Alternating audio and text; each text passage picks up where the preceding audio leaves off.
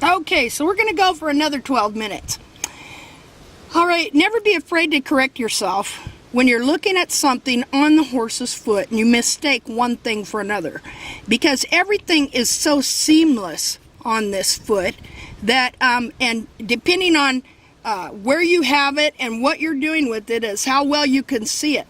And that is why I like to put it in water, because then the water makes everything kind of fluff up and defines things. Now, if this frog corium here had a frog growing from it, okay, I'm going to show you the frog that came off of this foot right here. It's right here. See it?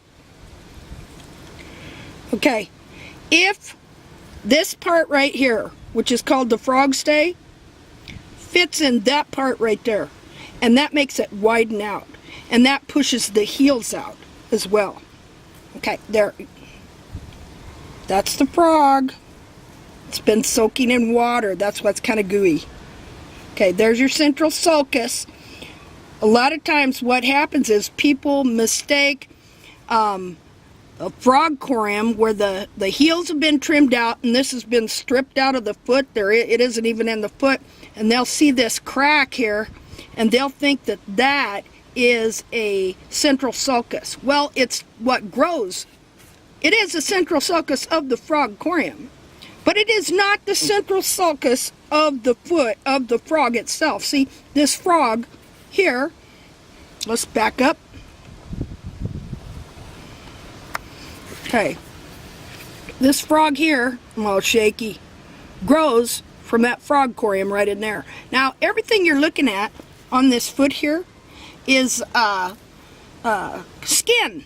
It's called dermis.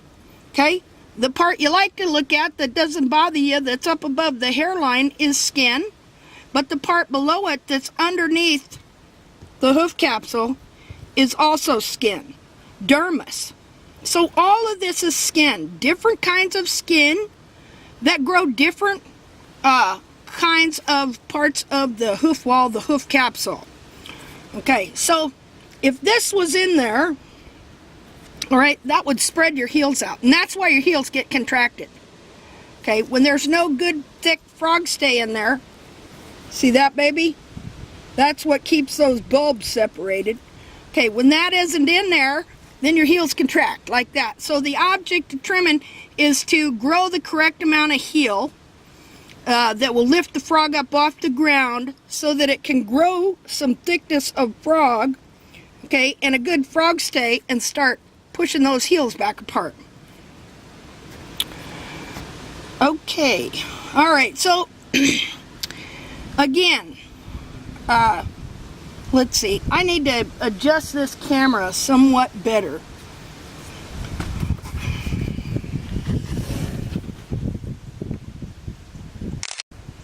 We took a picture right there.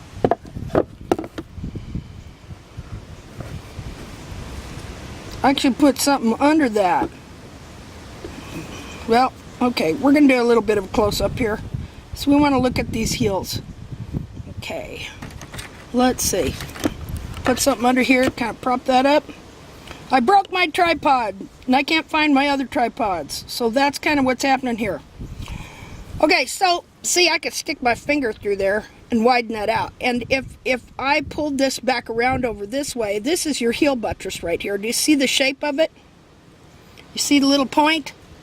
When you have a horse with contracted heels, that's why a lot of times you'll see the ends of the heels go in. Here, let's do this for a second. Let's move that. And let's bring this up here. Okay. Ha! Hey, that works pretty good. Okay, so here's the frog right here. This is what has to be stuck there between those between the bulbs in the central sulcus of the frog corium. All right. Okay, so you see the heel points right here on the capsule, right? They're not too bad. She at one time she had super contracted heels because her whole frog had atrophied and she had absolutely no frog at all. Okay, these are the heel points here, but if you'll notice, without the frog in it, the heel points that grow this part right here, okay, the heel points have gone totally in like that. See that? Okay, this is your heel point right here. And where is it over here? Oh, it's right there. That's pretty cool. You can really see this little piece here grows the heel buttress, this little triangular piece here. Now, it's bent over and pointed in towards each other. Okay, but when the frog is right and everything in the capsule, trying to describe this stuff's kind of hard sometimes. These things, instead of being like that, they're gonna come out and be shaped like this here. See that? Okay, and they'll be wider too. Okay, so I thought that worked out rather well. Look at that.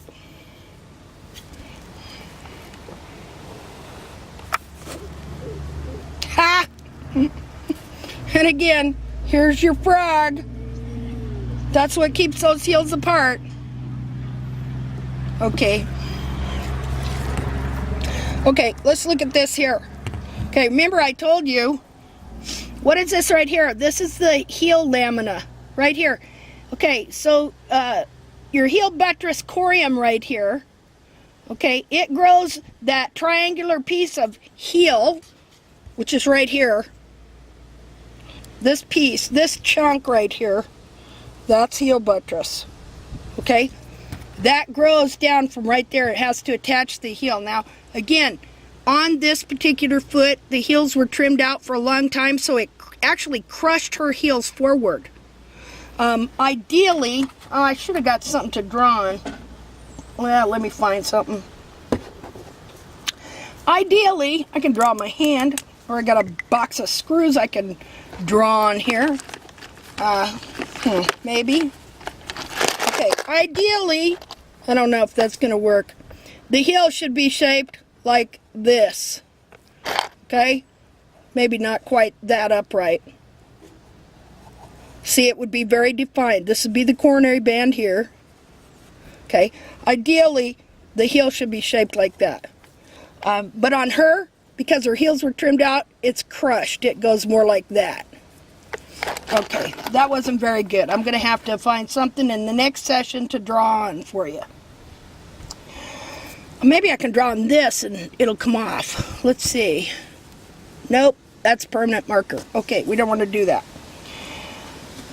Okay, so, and see again, there's where the frog goes. Right there. Ta-da! You know, I could probably even fit the frog in there. Okay, yeah. It's not wanting to fit real well, but it goes like that. Now I'm gonna have to go and get me some clean water. Okay, well, since I have messed that up now, and that nasty, dirty old frog, yuck. What we're gonna do is we're gonna look at the hoof capsule in correspondence, and then in the next session we'll come back and look at this foot again. Okay, so we're gonna move. We'll just put you over there. How about that? Wipe some of this off. Okay, so here's the hoof capsule that grows from your inner foot. Let's put this camera down here.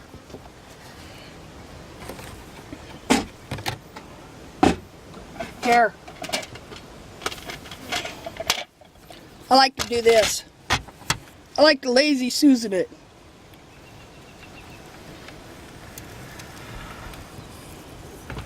Now this is not a perfect hoof capsule by any means. There's a lot of things that we can see on here.